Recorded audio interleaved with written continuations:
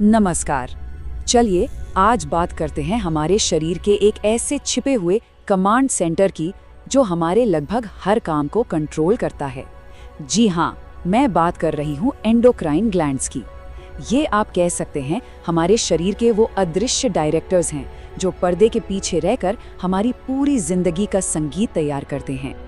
कभी सोचा है आपने कि अपनी बॉडी की ग्रोथ, अपना मूड और अपनी एनर्जी, इन सब को आखिर कौन कंट्रोल करता है? इसका जवाब ना हमारे ही शरीर के अंदर छिपे एक कमाल के नेटवर्क में है। तो चलिए आज इसी रहस्य से पर्दा उठाते हैं। तो आज हम क्या क्या जानने वाले हैं? सबसे पहले हम बात करेंगे शरीर के इस इनविजिबल कंट्रोल सिस्टम की। फिर देखेंगे कि मेन ग्लैंड्स और उनके हार्मोन्स कौन-कौन से हैं। इसके बाद हम समझेंगे कि ये हार्मोन्स काम कैसे करते हैं। और हाँ, ये भी जानेंगे कि जब ये बैलेंस बिगड़ता है तो क्या होता है।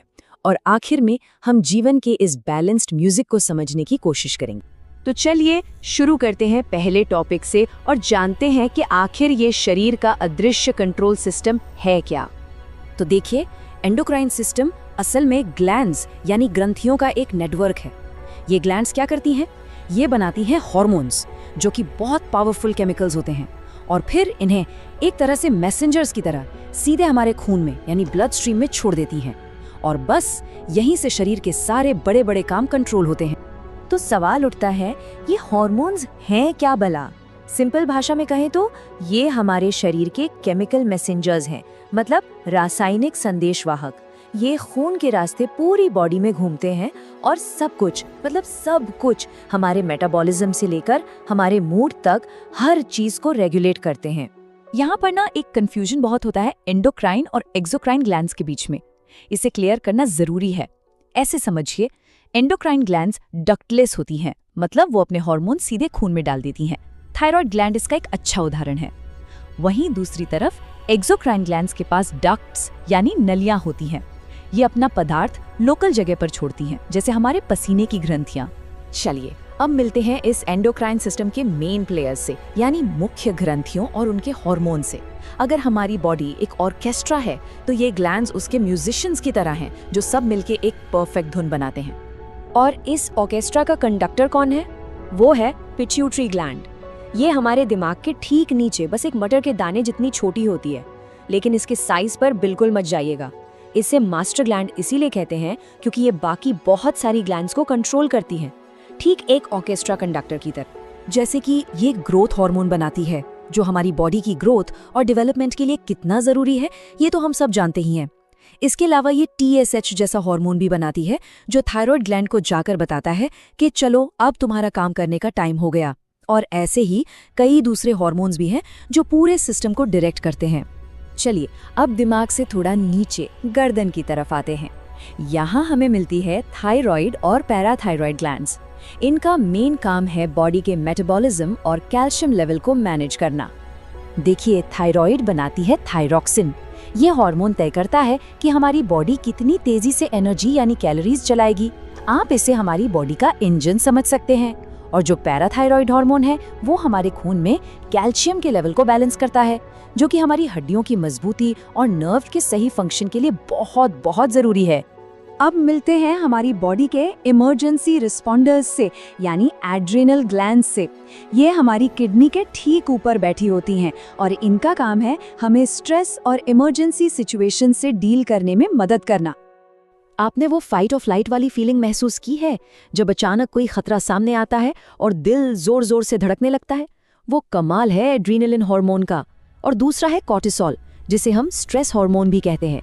ये हमें लंबे समय तक चलने वाले स्ट्रेस से लड़ने में मदद करता है, जैसे एग्जाम का प्रेशर या ऑफिस का डेडलाइन। लिस्ट में आगे बढ़ते हैं और बात करते हैं पैंक्रियास और गोनैड्स की। पैंक्रियास का एक बहुत जरूरी काम है ब्लड शुगर को कंट्रोल करना, और गोनैड्स यानी पुरुषों में टेस्टिस और महिलाओं में ओवरीज हमारे रिप्रोडक्टिव सिस्टम को रेगुलेट करते हैं। पैंक्रियास 2 हार्मोन बनाता है, इंसुलिन और ग्लूकागॉन।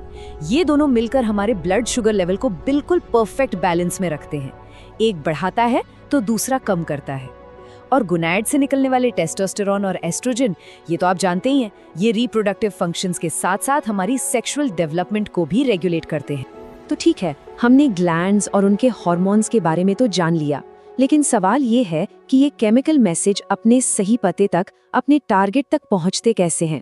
चलिए इस कमाल की प्रोसेस को समझते हैं। आप इसे एक सुपर एफिशिएंट कुरियर सर्विस की तरह सोच सकते हैं। पहला स्टेप, ग्लैंड हार्मोन को रिलीज करती है, मतलब पैकेज भेज दिया गया। दूसरा स्टेप, ये हार्मोन खून के जरिए मतलब हाईवे पर पूरी बॉडी में ट्रैवल करता है। तीसरा स्टेप, ये अपने खास टारगेट ऑर्गन या सेल तक पहुंचता है, मतलब सही एड्रेस मिल गया। और चौथा स्टेप, वहां पहुंचकर ये एक खास रिसेप्टर से जुड़ जाता है, जैसे ताले में सही चाबी लग गई हो और अपना काम कर देता है। लेकिन ये सब कंट्रोल कैसे होता है? इसके लिए हमारी बॉडी में एक बहुत ही स्मार्ट सिस्टम है जिसे कहते हैं फीडबैक लूप। ये बिल्कुल एक एसी के थर्मोस्टैट जैसा है। जब हार्मोन का लेवल बढ़ जाता है तो ये सिस्टम ग्लैंड को सिग्नल भेजता है कि बस अब और मत बनाओ, और जब लेवल कम होता है तो प्रोडक्शन फिर से चालू हो जाता है। कमाल है। ये सिस्टम इतना परफेक्ट है कि जब भी इसका बैलेंस थोड़ा सा भी बिगड़ता है ना, तो बॉडी पर इसका बहुत गहरा असर पड़ता है। तो चलिए देखते हैं कि जब यह हार्मोनल बैलेंस बिगड़ जाता है तो क्या क्या हो सकता है। जैसे कि अगर इंसुलिन में गड़बड़ी हो जाए तो डायबिटीज हो जाती है, जिसमें ब्लड शुगर बहुत ज्यादा बढ़ जाता है।